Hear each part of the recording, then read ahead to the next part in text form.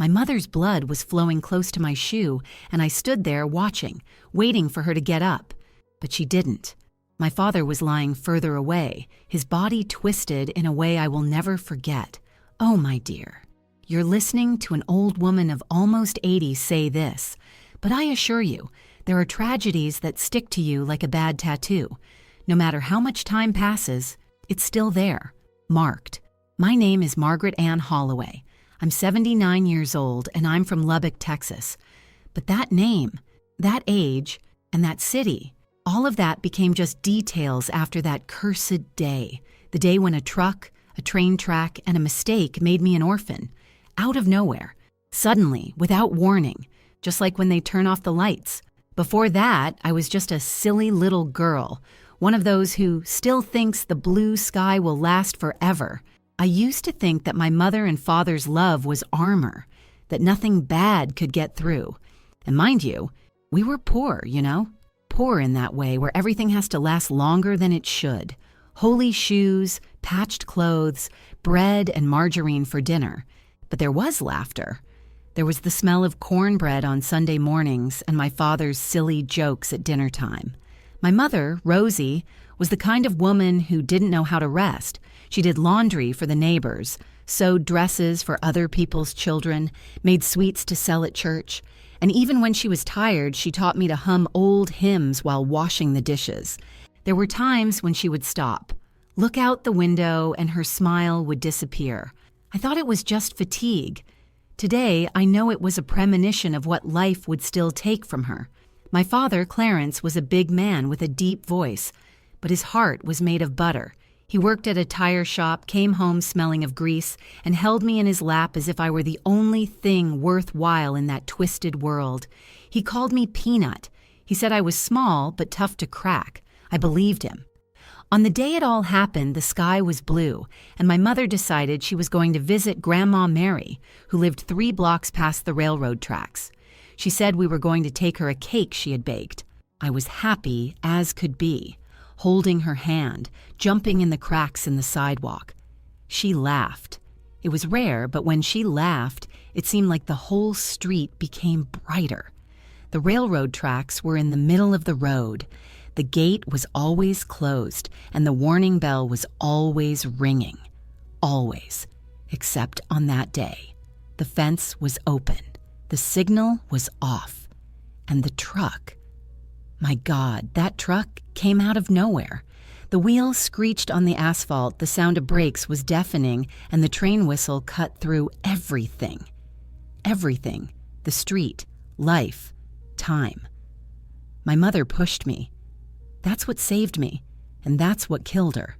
I fell to the ground, I scraped my arm, I felt dizzy, and when I got up, she was there, in the middle of the asphalt, her dress stained, only one shoe on her foot. And my father's body, who they said ran out of the store when he heard the noise, was further ahead. He tried to get there. He tried. But the truck didn't let him. At the police station, a woman gave me a teddy bear and said I was very strong. As if a stuffed animal could fill a hole that big. A police officer offered me hot chocolate. I couldn't even swallow my saliva. And they told me I was going to live with Aunt Martha, a woman I barely knew. But she was able to take me in, they said. That night, I slept at a social worker's house, or I tried to. The pillow smelled of disinfectant and loneliness. I stared at the ceiling, waiting for someone to come into the room and say that it was all a mistake, that my mom and dad were alive, that the blood wasn't real, that the train didn't exist. But no one came. And the next morning, they put me in a car and took me to Aunt Martha's house, a woman I knew only by name, who lived in a house full of silence and sidelong glances. 3 children, all men, all older, all with crooked smiles. When the social worker left me at Aunt Martha's door, I still had the illusion, mind you the illusion, that some adult in the world was really going to take care of me. Silly childish thing, right? That twisted hope that after losing my father and mother crushed in an accident, someone would at least give me a hot meal and a clean bed. Spoiler, they didn't. Aunt Martha greeted me with a tight smile, the kind that looks more like toothache than affection. "Now you're home, dear," she said, pushing the door open with her hip and motioning for me to come in. The house was beautiful, tidy, and smelled of disinfectant and things that couldn't be touched, the kind of place that screams, "Don't touch anything if you're not family," and her children. Her 3 children. Dennis, the oldest, almost an adult already. Sullen, quiet, he just watched from afar. Travis, the middle child, full of jokes that weren't funny at all. But the worst, the true artist of evil with the face of an angel, was Jeremy. He had an easy smile, but a sharp tongue and even sharper hands. In front of his mother, Jeremy was a gentleman. He helped me get water, offered me the last piece of bread, even complimented me at the table. "Margaret is very polite, Mom." And Aunt Martha fell for it, hook, line, and sinker. She smiled, ran her hand through his hair as if she had raised a saint. "See how sweet my boys are?" Oh, if only she knew. Or maybe she knew and chose to pretend, because when she turned her back, the 3 of them turned into animals. But with one difference.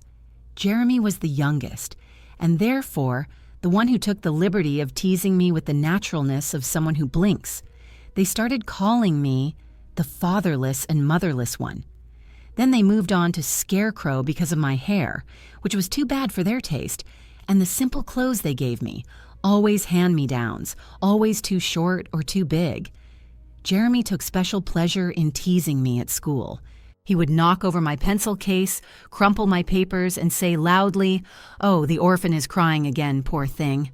The other children laughed, because that's what children do when they see another child bleeding. They laugh, because they learn from adults that weakness is a reason to laugh. They pulled my hair on the stairs. They hid my notebooks. One day, they spilled milk on the living room sofa and blamed me. Aunt Martha was so furious that she made me clean everything up on my knees, scrubbing with vinegar and an old rag, and the 3 of them stood there in the corner, watching as if it were television. The cruelest part? They did all this while laughing, as if it were perfectly natural, as if it were their right to treat me like trash, because, after all, I wasn't really part of the family. One day, Jeremy looked me straight in the face, his mouth full of peanut butter, and said, "You're only here because no one else wanted you." And he laughed, as if it were a joke. And maybe it was. One of those jokes that only people who have never lost anything find funny. Did I try to tell Aunt Martha? Of course I did. But she always said the same thing. "You're being too sensitive. The boys are just trying to include you." Include? Look at the irony of life. For her, including me meant treating me like a punching bag and then forcing me to smile at dinner as if it were Christmas Eve. I became a shadow. I would sneak around the house like someone with something dirty on their shoes. I did everything before they asked me to. I made my bed, washed my dishes, folded my clothes without anyone telling me to. And yet anything that went wrong was my fault. I kept waiting for someone to knock on the door and say they were taking me somewhere else. An orphanage, a convent, any hole. But no one came, because people like me, when they fall into the lap of others, become a burden. And burdens are not carried with love. They are carried out of obligation, and sometimes even with anger. Jeremy made a point of reminding me that I was a guest. He once said that I was only there because the government paid Aunt Martha a little money, that I was like a guest, only without any rights. And the worst part is that I started to believe it. I started to think that maybe they were right, that maybe I really was born to be left over, to eat the leftovers, wear clothes that no longer fit, sleep where no one else wants to. I was only 8 years old, and I already felt ashamed of existing. But then came school, and at school I found a little corner where I could at least pretend I was just another student. I studied hard, got good grades. The teacher even praised me from time to time. And those compliments became ammunition for the 3 at home. "The orphan is smart," Travis would say. "She probably wants to be a trash teacher." And they laughed. They always laughed. And my aunt? Nothing. She continued to pretend that the world was rosy, that her children were angels, and that I should be grateful to be there. But that was okay. I swallowed it all. I swallowed every name, every joke, every push, because deep down, I knew that if I responded, there would be even more for me to take. And so it was, between fake affection and slaps disguised as jokes, that I grew up, in fits and starts, without a lap to sit on, without defense, but breathing. And that, my dear, was already a victory. Look, there's a phase in life when our bodies start to change, right? They grow where they didn't grow before. They fill out where there used to be only bones. We look in the mirror and think, what the hell is going on here? But the problem isn't even the change. The problem is when others notice, and they're not noticing to compliment. They're noticing with thirst. I was a little older than when I arrived at that house. That's when everything started to get different. And no, I'm not talking about getting a new bra or hiding in the bathroom to understand what cramps were. I'm talking about the change in the way they looked at me in that house. That same look that had previously judged me for being an orphan now seemed to weigh on me for reasons I couldn't even explain properly. Jeremy, who was just a little older than me, stopped calling me Scarecrow. Now he would say things like, "You're growing up, huh?" in that tone that you don't learn in school. And here's something interesting. He started showing up in the hallway all the time when I got out of the shower. Coincidence, right? Of course, he did it quietly, in secret, because in front of Aunt Martha, he was still the consolation prize of motherhood. That son who takes such good care of Margaret, look how well they get along. If she knew how much I wanted to throw him in the washing machine and let it spin until he lost his bearings. But no, she didn't know, or she pretended not to. Maybe it was more comfortable for her to imagine that I was just ungrateful. Because that's what she said when I commented on anything. You should be more grateful for having a roof over your head, girl. There are children who don't even have that. And I, who was already learning to swallow more than just rice and beans, just shook my head and went back to my room. Little by little, the three brothers started to change the game. It was no longer just hiding notebooks or pulling hair. Now they made jokes about my body, said things about my breasts, which were still more promise than reality. But they made a point of pointing them out, of laughing. And there I was, not quite understanding what that meant, but with my body trembling inside. Dennis, the oldest, started looking at me in a way that made me sick. He would sit in the living room and follow me with his eyes, even when I went to get a glass of water, and I pretended not to see. Because, the trick to survival is to pretend. Pretend you didn't see, didn't hear, didn't understand. We learn early on reacting only makes it worse. And Travis, the middle one, he became a poet. He started saying things like, "You're turning into a young lady, huh?" With that drawling voice of someone who thinks he's seducing, but it's just disgusting. One day, he blurted out, "If you keep this up, you're going to drive men crazy." I wanted to reply that men who go crazy over girls should be locked up in a basement, but I just swallowed it. As always, things weren't any better at school. The girls started avoiding me. They said I wanted to show off just because a boy looked at me during recess. And the boys? The boys learned from Jeremy and company to say that orphans were easier. How lovely. I hadn't even kissed anyone and already had a reputation as a woman of the night. One afternoon on my way back from class, Jeremy waited for me to go into my room alone and locked the door behind me. He said he just wanted to talk. My blood ran cold and I pretended I had a stomachache. I ran to the bathroom, locked the door, and sat there on the toilet seat, praying he would get tired and leave. It took a while, but he did. That night, I didn't sleep. I lay staring at the ceiling, calculating all the ways I could use to prevent him from getting close to me again. Nothing seemed to work, and worst of all, I couldn't tell anyone, because who would believe me? I was the orphan, the one who owed gratitude, the one who was already being blessed for having food on my plate. Opening my mouth would be like spitting on the plate that, was already dirty, but no one wanted to admit it. Over time, I started avoiding being home alone. I would hide in the school library, stall on my way home, make up chores. Sometimes I would walk around the block 3 times just to make sure someone was home before I went in. And even so, fear walked beside me like a haunted shadow. And then came the final shock. The first time I got my period. I thought I was dying. Really. No one had ever explained anything to me. I had no mother to teach me, no aunt who would bother. When I saw the blood, I thought, that's it. Now it's over. My body is betraying me too. But instead of hiding it, I went to ask Aunt Martha for help. Her face looked like someone who had discovered that their favorite sofa had been chewed by a mouse. She threw a pack of sanitary pads in my hand as if it were trash and said, "Deal with it. You're old enough for that now. A woman. You have to laugh, right?" I still slept with a stuffed animal in my arms. And now, in addition to being an orphan, I carried the weight of a body that others already treated as merchandise. I was becoming a young woman, yes, but not one of those in magazines with flowers in her hair. I was becoming a woman in the most bitter way possible, alone, afraid, and surrounded by people who thought that gave them some right over me. There was a time when I thought a closed door was protection, silly childish stuff. I locked my room thinking that cheap metal latch would be my shield against hell, until the day it wasn't anymore.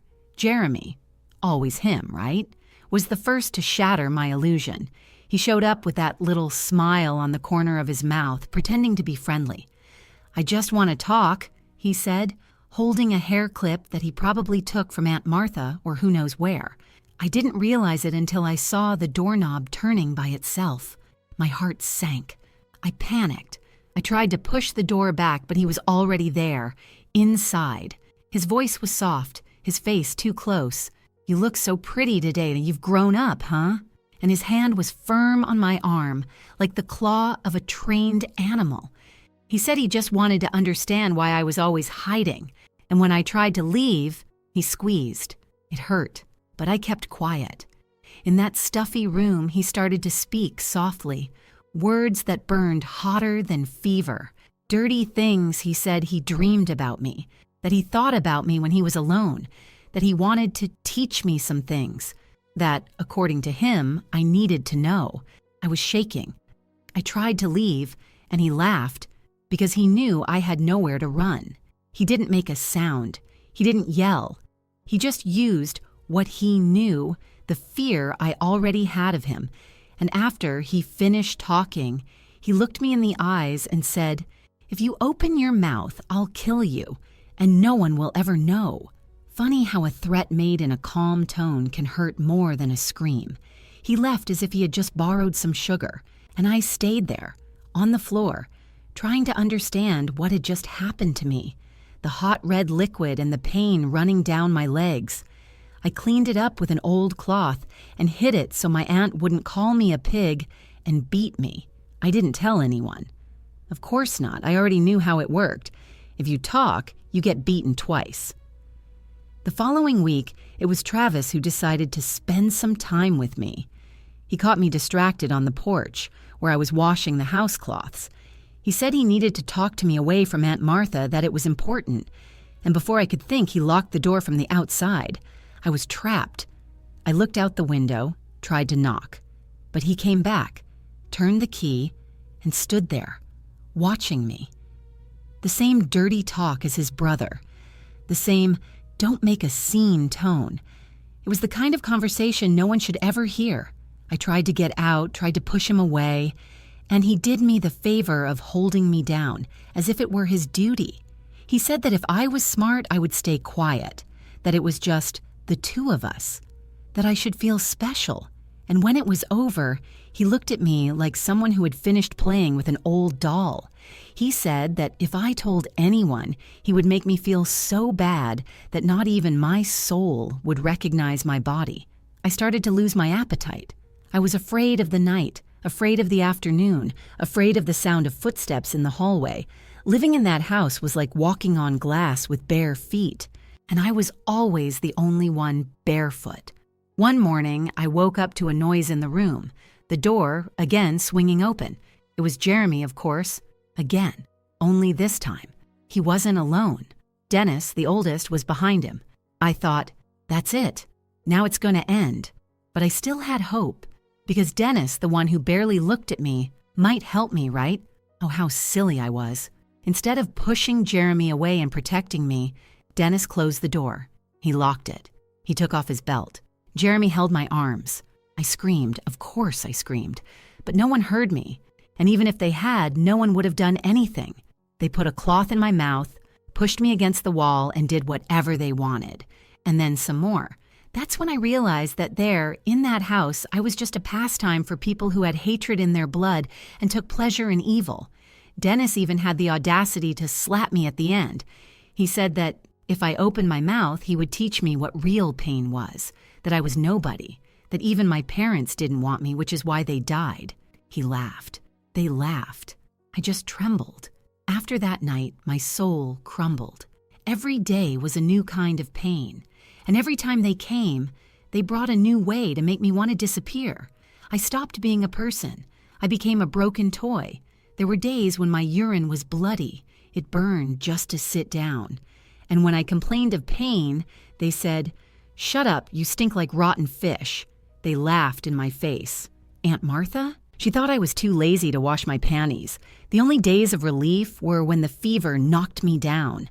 They avoided me when I was spoiled, or when I ran away. There were nights when I hid behind the barn under an old blanket. I slept on the floor, cold, but at least no one touched me. The problem was going back home the next day. I always went back. Because a child alone, how does she survive? School? I became a zombie. My body went, but my head stayed in some dark corner, curled up, silent. The teacher thought it was orphan sadness. Once she gave me a candy. I thought it was cute. But no candy could erase what I experienced at night. In that house, there was no lock that could hold me, no prayer that could help. If this old woman has made it this far and still has the strength to tell her story, it's because there are people who need to hear it. Leave your like, my dear. Not for me, but for all the Margarets who are still locked in rooms that no one wants to open. There comes a time when even the body can't take it anymore. The soul, poor thing, had already been in pieces for a long time. But the body also has its limits, you know, and mine was already showing signs of total failure. I couldn't sleep. In fact, sleep became a luxury. Every door noise was a scare. Every step in the hallway was a warning. And every night I prayed, even without really believing, that it would be the last visit. But it wasn't. By then, I had memorized the sound of each one. Jeremy came quietly, step by step, like someone who knows he's doing something wrong but likes the thrill. Travis did the opposite. He slammed the door just to see me tremble.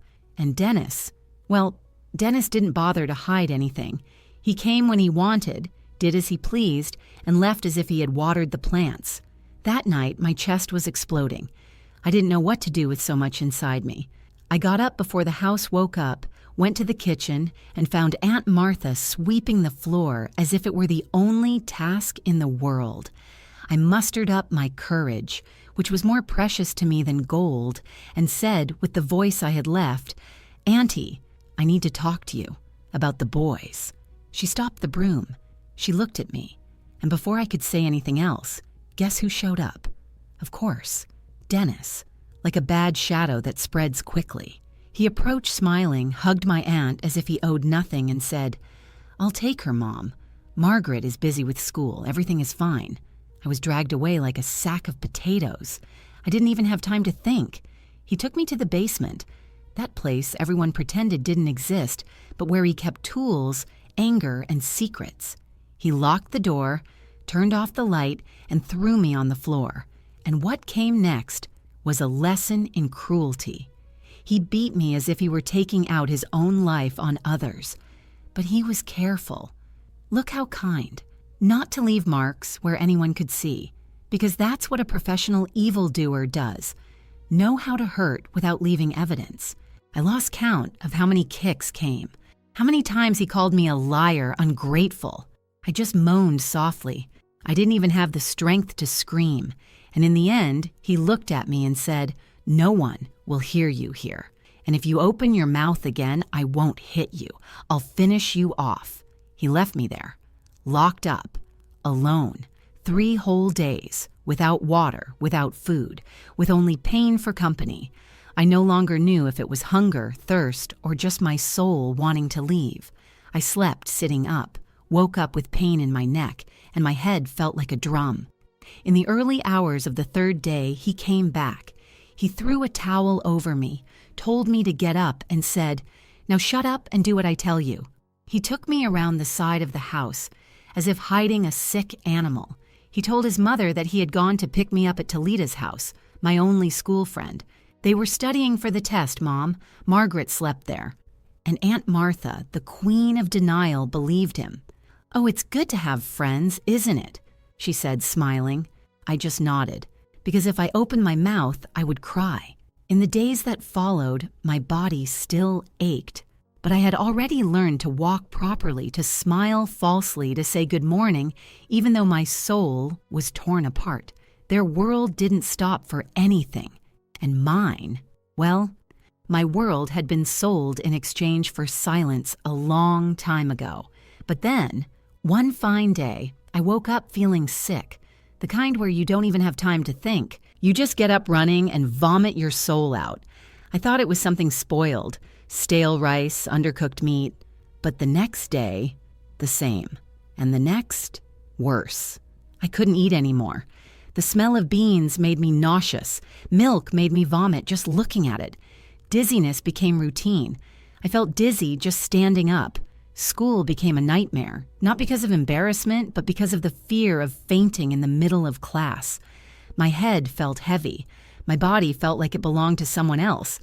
And yet, I said it was the flu. No one noticed. Because no one wanted to notice. And me? It took me a while to connect the dots. Because in that house, no one ever talked about women's bodies, about what can or cannot happen when those things that you know so well are done against your will. 2 months after the first bout of nausea, it hit me. Sitting in the bathroom, counting the days, I realized it hadn't come. Nothing. No sign. The blood, which was the only reminder that I was still a girl and not a woman, was gone.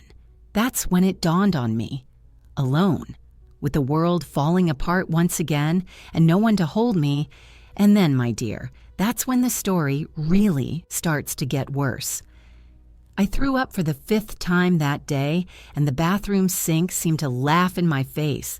The water ran, and I thought, yeah, Margaret, even the plumbing is holding up better than you are. My head spun as if I had just stepped off a burning carousel. I couldn't eat or sleep, and the smell of food turned to poison. I started wearing looser clothes, walking slightly hunched over, hoping the universe would give me a few more months before anyone noticed. But hiding your belly isn't the same as hiding sadness. Eventually, the bulge appears. And when it did, there was no fabric, belt, or posture that could disguise it. The first to notice was Aunt Martha, of course. The woman wasn't stupid, just selective. She called me into her room in a tone as sweet as stale honey and asked, "Are you sick, Margaret? You look pale, a little round." I thought about denying it. I swear. I thought about inventing some tropical fever, a rare allergy, I don't know. But my body was already screaming for me. And at that moment, I just wanted to stop pretending. So I let it out, quietly, almost like confessing a sin. "I think I'm pregnant." She froze. Her expression was a beautiful thing to see if I were a psychopath, somewhere between feigned shock and real anger. "You're what?" And then came the scandal. Of course, the lady, the martyr of the house, couldn't miss the chance to put on a show. She raised her voice, banged on the dresser, and fired questions like an old machine gun. Who was it? Which of my boys did this? Huh? Speak up. It was there, in that second, that I understood everything. She knew. She always knew. It wasn't a lack of attention. It wasn't innocence. It was convenience. It was better to pretend that everything was fine than to accept that she had raised 3 little monsters. I was shaking. My hands were sweaty, and yet I had the courage. Because, you see, when you have nothing left to lose, even the truth comes out easily. It was Jeremy. But not just him. Her face. Oh, my dear. That moment could have won an Oscar for actress who pretends she knew nothing.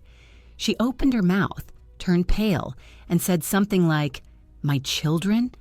My children would never do that to you. Never." What a beautiful phrase. A phrase ready-made by someone who has never heard the neighbor's daughter screaming at night. A phrase from someone who saw the marks on my arms and said it was a fall down the stairs. A phrase from someone who spent years serving dinner and pretending that the silence didn't smell like terror.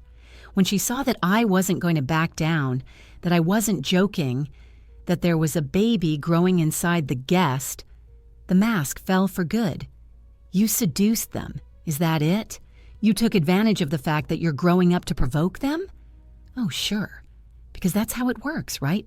A girl with trauma in her eyes and hunger in her stomach wakes up in the morning and thinks, "Today I'm going to find a way to become my cousin's surrogate." She slammed her hand on the table. She said that this couldn't go on, that she had to think about what to do, that the neighbors would talk. The neighbors, mind you. That was what mattered. Other people's gossip, not the misfortune of the girl she called her niece. And then came the threat disguised as advice. "No one can know about this. Understand? We'll figure something out. You're going to solve this." Solve. That was the magic word.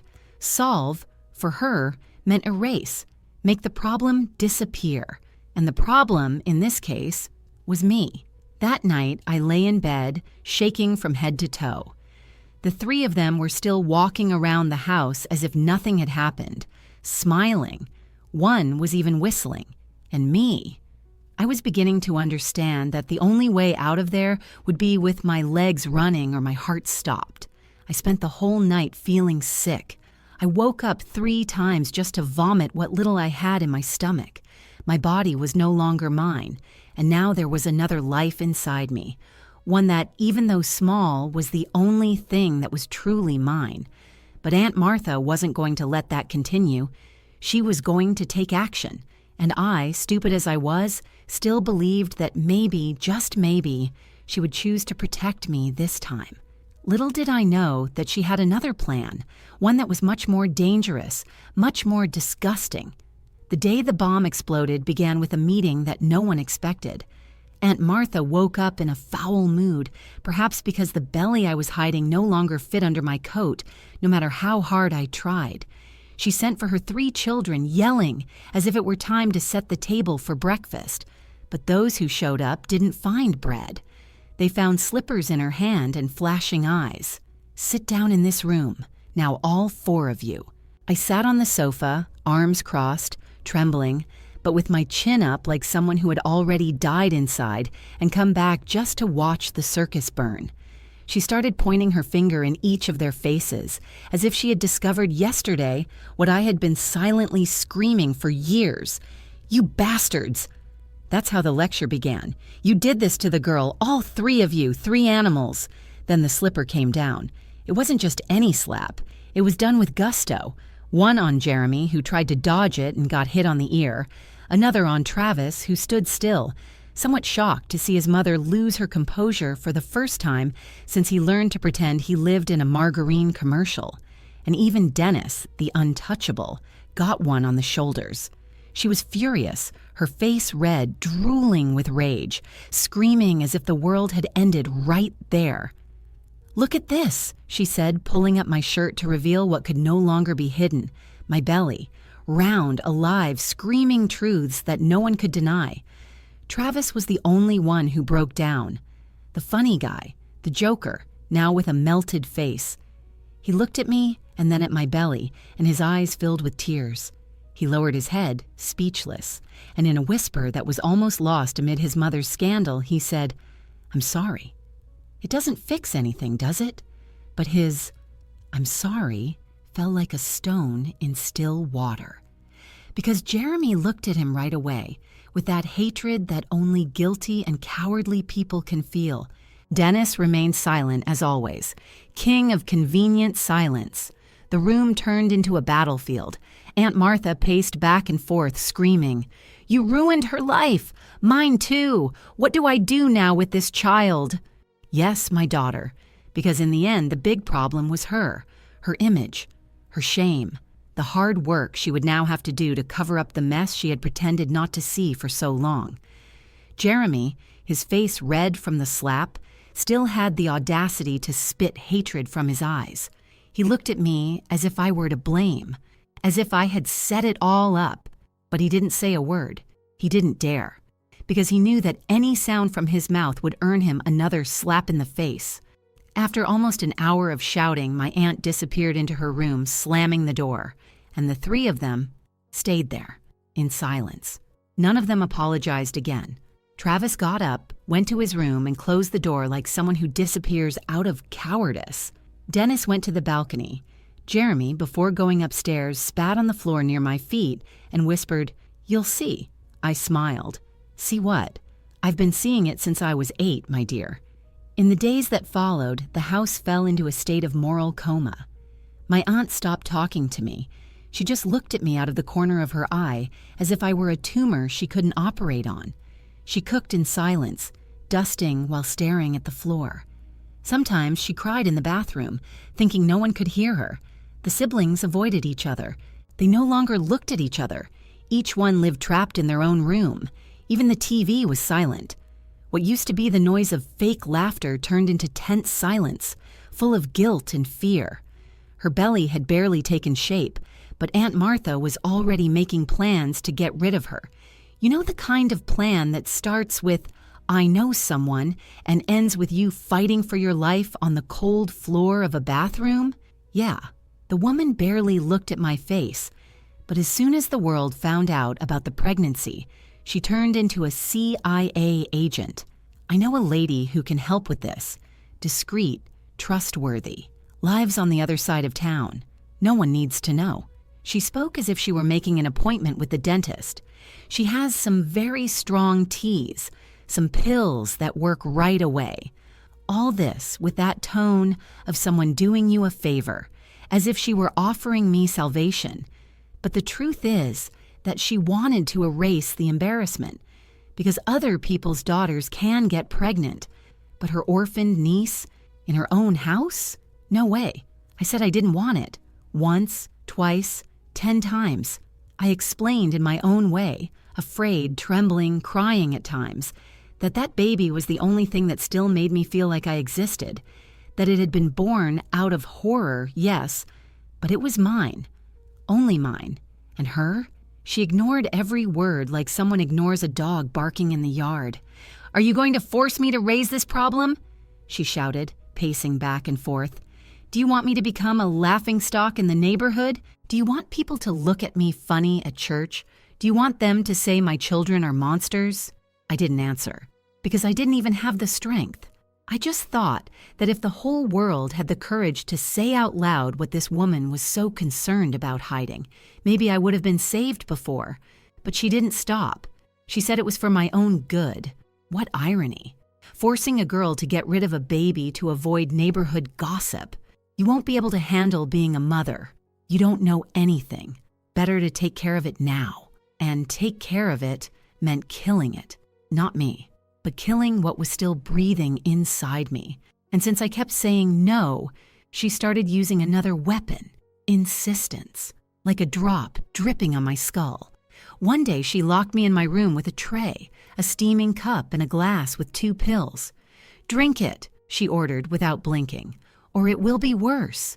And I, stupid, weak, scared, drank it, because even fear has a limit. The pain didn't take long to come. It came like an avalanche. It started in my stomach and rose to my soul. I sweated, shook, vomited, twisted on the floor like a run-over animal. My head spun. My vision faded. And her? She only appeared at the door from time to time to see if I was getting it over with. When she saw that no blood was coming out, that my body was fighting, she brought more stuff, another tea, more pills, and I, between life and death, could no longer even cry. I just murmured a barely audible no until my body gave out. Then came fainting, dry heaving, cold sweat, shortness of breath. I thought, today is the day. This is it. This is how I'm going to die.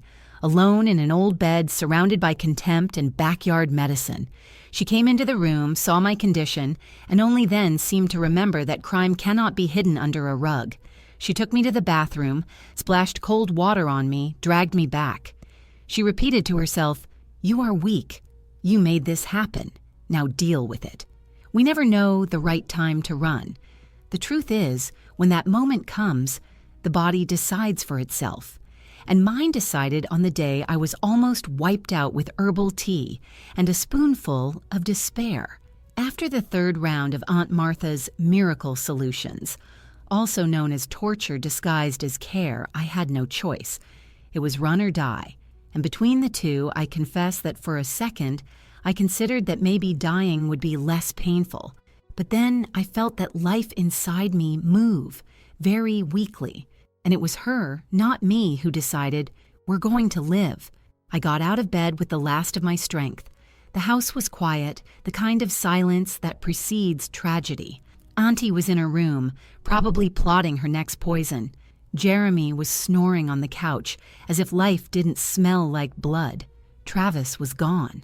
Dennis was in his own world. Barefoot, my face swollen and my body shaking, I pushed open the front door. My heart was beating so loudly that I thought it would wake up the neighborhood. But no one saw. No one ever did. The street was empty. Not even the wind wanted to help me. Every step hurt as if the ground had thorns. My head was spinning. My stomach was churning, and I kept going aimlessly without a map. I just knew I needed to get away from it all, from the smell of the house, from my aunt's gaze, from my cousin's hands, from myself, perhaps. I walked through blocks I had never seen before. I passed people who didn't even look at me. It must have been a beautiful scene, a sweaty, disheveled, pregnant girl staggering like a drunk. But no one asked anything, because it's easier to pretend you don't see. I reached a square. I sat on a bench, trying to breathe, but the air wouldn't come. My vision began to fail. My stomach hurt. My body screamed. The world spun, and then I blacked out. I fainted right there, in the middle of the sidewalk. No one stopped, except one. He must have been in his early 20s, backpack on his back, looking like he had studied all night. He told me later that he was going to prep school in the morning and college in the afternoon. He was studying medicine, and he was the one who saw me falling like a sack of flour. He ran, caught me before my face kissed the concrete. He tried to wake me up. When he saw that I wasn't responding, he picked me up and carried me. Yes, carried me, like someone saving what can still be saved. He took me to his house, a simple apartment smelling of books and old coffee. He laid me down on a sofa and put a wet cloth on my forehead. I couldn't even speak. I just heard his voice saying, "Calm down, everything's fine, you're safe here." Safe. A word I hadn't heard since I was 8 years old. I woke up hours later, dizzy, with the taste of vomit and blood in my mouth. He was sitting on the floor beside me, reading a thick book. When he saw that I was awake, he smiled gently. "Hi, I'm Samuel." The first thing I thought was, why is a man helping me? And the second was, is he going to try to hurt me too? Because trauma doesn't have a pause button. He seemed to understand my panic. He moved away. He said, "I'm not going to touch you, okay? I just want to help you. You need a doctor, or rather, a friend." I cried. For the first time in weeks, I cried without being beaten up afterwards. I cried out of fear, out of relief, out of everything mixed together. Samuel didn't ask too many questions. He just said I could stay there until I felt better, that he would take care of me, that he would try to understand what was going on, but only when I wanted to tell him, and for the first time. I felt that maybe there was a corner of the world that wasn't a threat.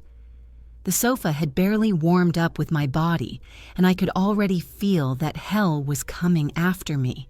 I was sweating cold. My hands were shaking, and the nausea was so strong that even my soul seemed to want to come out of my mouth. Samuel, poor thing, was trying to pretend to be calm, but his face looked like someone who had seen a ghost sweating on the living room carpet. "Do you have a fever?" he asked, almost stumbling over his words. "I don't know. I think so," I said, almost without a voice. "But it's not just that." He knelt down close but respected my space. "Do you want me to call someone? A hospital?" I took a deep breath. A failed breath, the kind that comes with pain in your kidneys and fear in your eyes. And then, without beating around the bush, I blurted out, I'm pregnant, and my aunt gave me some things. Tea, pills. She said it would fix it. His face changed. You know that moment when a person's blood seems to evaporate? That was it. What? What did you take? How many weeks are you? I'm not sure. Maybe 5 months? I said quietly. Quieter than I should have, and later than I wanted to. He jumped up. He looked like a nervous zombie looking for a phone. Are you bleeding? Where does it hurt? Did you throw up today? You have to go to the hospital now. No. I cut him off without looking up. If I go, they'll find me, and then they'll take me back. And if I go back, I won't come back again. A heavy silence fell. He looked at me as if he understood that pain is not always physical. He sighed, pulled out his cell phone, and said, I'm going to call Dr. Marcos. He was a friend of my father's. If anyone can help now, it's him. I just nodded. I no longer had the strength to argue. 15 minutes later, the doorbell rang. Samuel opened the door with the urgency of someone waiting for an ambulance.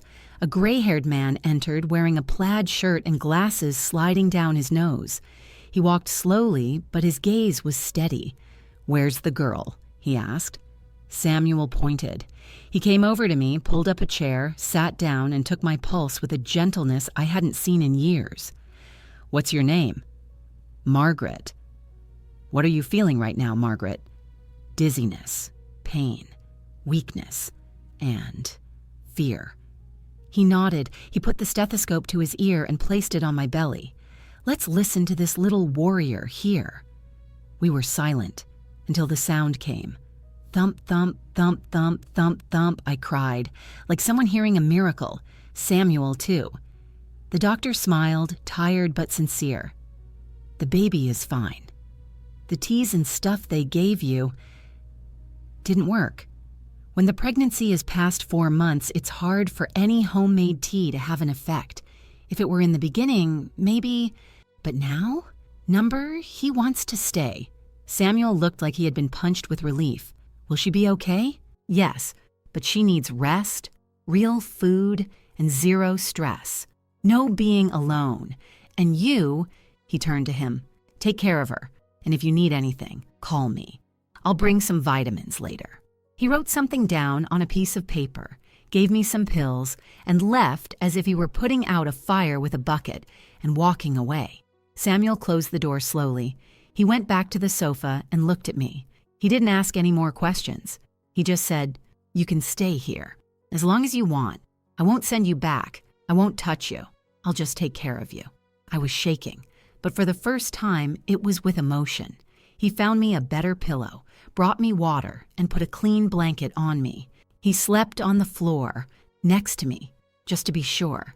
He spent the first few nights like that, in silence, like a guardian of someone else's dreams. He didn't touch me. He didn't insist, but he stayed. And that, for me, was newer than anything else. And in the middle of the night, when I felt the baby move for the first time, I cried alone, but not out of fear. This time, it was gratitude. Staying quiet in a place where no one knocks on the door in the middle of the night was a novelty that made me dizzy. The first few weeks were made up of light steps, naps interrupted by nightmares, and that strange feeling of not having to curl up in a corner to sleep. Samuel was a gentle ghost. He appeared with tea, disappeared with the dishes, spoke little, but looked a lot, carefully, even fearfully, as if I were a time bomb and he just wanted to understand the manual before trying to diffuse it. I, on the other hand, felt like a mixture of a wounded dog and a bird with a broken wing. The sofa was my nest. The blanket smelled of peace and soap. And yet, every night before bed, my body still waited for the sound of a key, turning, slippers shuffling, the wrong breath in the hallway. That's how trauma works. It doesn't go away just because you've moved to a new zip code. Samuel, as promised, didn't approach me without warning. If he got too close, I froze. If he asked too many questions, I froze. He understood quickly. He didn't try to fix anything. He was just there, constant, like a lamppost that you know will be there when you leave the house, and sometimes that's all it takes. Dr. Marcos returned a few days later, as promised, with a bag of vitamins and practical advice. He treated me as if I were a rare and precious clinical case. "This girl here has more resistance than a lot of people in white coats out there," he said, laughing to himself. With the vitamins, decent food, and human warmth that came without any hidden threats, my body began to respond. My belly grew, firm and resilient, as if to say to the world, "You can hit me, I'll stay." And along with it grew the strangeness of being cared for without any demands. It was as if I expected the bill to arrive at any moment, but it didn't come. Samuel sometimes read books aloud. He started with things about pregnancy, childbirth, those things that I pretended didn't scare me. Then he started reading novels. One day, he opened an old copy of The Little Prince and asked if I knew it. I shook my head. I never had time for such nonsense. When your life is made up of escape, there's no room left for poetry. But I listened, and I cried. Not because of the story, but because someone was reading to me for the first time. The turning point came one afternoon. I was crying, sitting on the floor, my hands on my stomach, feeling the weight of everything I was carrying, what had entered me without permission, what had left me without my consent, what remained in me because I resisted. Samuel appeared with a towel. He sat far away. He waited. When I thought he was going to leave, he said, "Can I stay here just a little longer?" I nodded, without looking. We remained silent until the baby moved. And in an impulse that even I didn't understand, I reached out my hand to him. "Do you want to feel it?" His face lit up. He got up slowly, knelt down, and touched the baby with the delicacy of someone holding a soap bubble. And then, the kick. Samuel smiled. A real smile. So did I. For the first time in months. There, in that moment, the fear gave me a break. Just a little, but it did. And it was enough for me to start believing that maybe, just maybe, not every man was a Jeremy. After everything I had been through, my body was already used to pain, but nothing prepared me for that pain. Not the pain of being beaten, not the pain of swallowing tears, not the pain of wanting to disappear. I'm talking about the pain that tears you apart from the inside out, and yet makes you smile when it's over. Childbirth. I was almost 9 months pregnant, round, sweating even when I thought about it, and tired of sleeping half-sitting because my spine felt like it was going to break in half. And even so, I was afraid of everything, of it going wrong, of dying, of not being able to do it, of the baby coming out looking like one of them and me freaking out. Everything mixed together. Samuel stayed close by like a silent shadow. I had been living with him for months. I slept in a small room that he had set up just for me, a little corner that smelled of lavender and had a window that looked out onto the sky. I really slept there, without having to run away in the middle of the night. Dr. Marcos came every week. He checked my heartbeat, measured my blood pressure, lectured me if I didn't eat. This child will be born stubborn, just like its mother. And I pretended not to smile, but I did smile, because when we survive, even the most twisted affection becomes a balm. That dawn, I woke up with a pain that was not normal. It was pain with a clock, every minute, as if my body were saying, "The time has come, my daughter." I got up with weak legs. I went to Samuel's room and knocked on the door with a trembling hand. He opened it in shock, disheveled, and with the face of someone who had been run over by a truck of terror. "It's time." He didn't ask what or why. He just grabbed his cell phone and called Dr. Marcos. She said it's time. Come now. While we waited, he tried to be helpful. He brought water. Then he took it away. He helped me sit down. Then he thought it would be better for me to walk. He grabbed the suitcase. He dropped the suitcase. Poor thing. He looked more pregnant than I did. The doctor arrived in less than 20 minutes, looking like a retired superhero. "We'll do it right here. There's no time to take her to the hospital. And you, Samuel, hold her hand and shut up." And that's what he did. The pain grew and grew and grew until it took over my whole world. I screamed. I cried. I wanted to die. I wanted to kill. I wanted everything except to continue. But I continued because it was already over, because it was too late to give up, because there was already someone there waiting to be born. And then, silence. A second pause in the universe. Then, the crying. First his. A small, thin, but strong cry. Then mine, because I saw it. I saw that little purple thing, ugly and beautiful at the same time. Mine, only mine, whole. The doctor cleaned it, wrapped it in a cloth, and placed it in my arms. It's a girl. I broke down. Samuel, too. Tears streaming down my face, nose sniffling. Silly face. He leaned against the wall and sat down on the floor, with his head in his hands. He cried like a child who found his mother after getting lost in the supermarket. "Is she okay? Both of them?" he asked in a broken voice. The doctor smiled. "Yes, all 3 of you are fine. 3. Me, the baby, and Samuel." That night, he stayed by my side. He didn't touch me. He just looked. The girl slept in my lap, her little face wrinkled and her hair messy. Samuel looked like someone who sees a miracle and doesn't know how to pray. He never said he liked me, and I didn't say it either, because saying it meant acknowledging that there was room for it. And we, full of open wounds, were afraid of letting in one more thing. But it was there, in the look, in the care, in the silence. The house was quiet, the good kind of quiet. The kind that doesn't scare you. The baby slept in her makeshift crib, snoring softly, her tummy full and her little hand clenched as if she were still dreaming she was in the womb. And I sat on the sofa with Samuel by my side, breathing for the first time like a normal person. I looked at him, and I said, "I think you deserve to know everything." He was quiet. He just nodded, adjusted the pillows, and waited. I started from the beginning without embellishment. I talked about my parents, the day of the accident, the smell of the hospital, Aunt Martha with her saintly face, her 3 children with their rotten angel faces, the bullying, the cruelty, the nights that turned into torture, the basement, the blood, the drugs that almost killed me, the fear of telling, the fear of living, the fear of everything. I talked about the escape, that early morning, fainting on the street, and how he found me, one lost soul picking up another from the ground. He listened in silence, but his hands were shaking. At one point, he couldn't take it anymore. He punched the pillow, then another. Then he got up and paced back and forth like a caged lion. Sons of bitches! Bastards! She knew, didn't she? That woman knew. I nodded. He sat down again, breathing deeply. His face was red. It makes sense now. I heard on the street that they're looking for a girl. They only said she had run away. They didn't say she was pregnant. Of course they wouldn't say that. If it got out, the shit would hit the fan.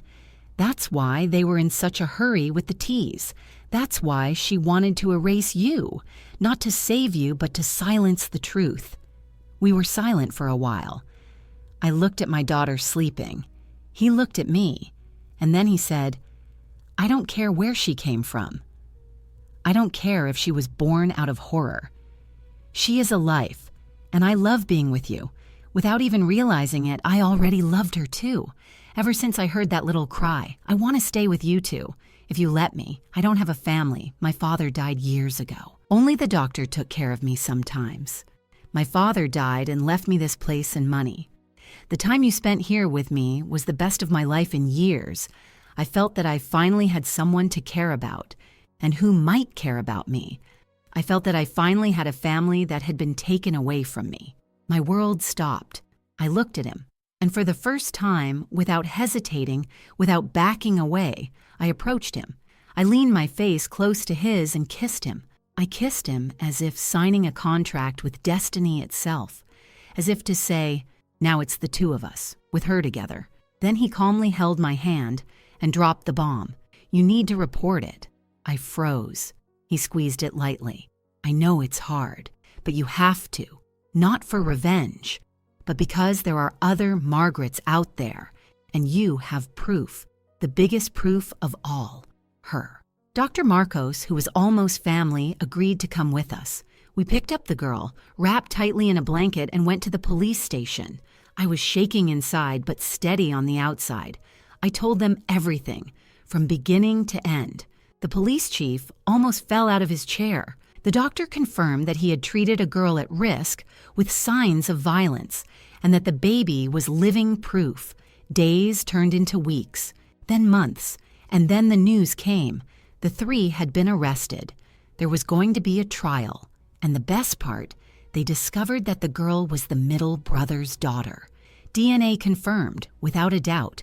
When he found out, he trembled, and in his fear, he turned everyone in. The other 2, the accomplice mother, everything.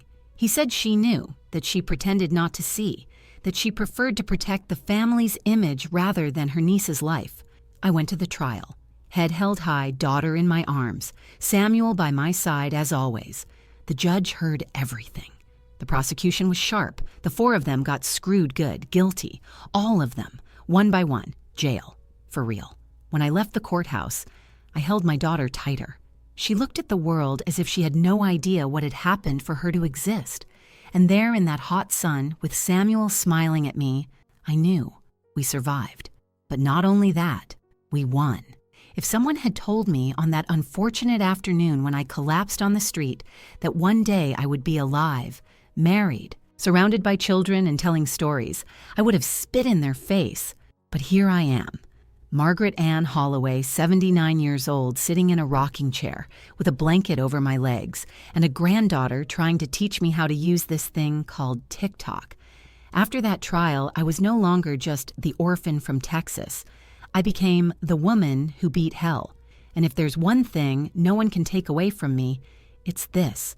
I won. Samuel, my Samuel. We got married in a civil ceremony in church, and even in the backyard, because people wanted a party and I wanted cake.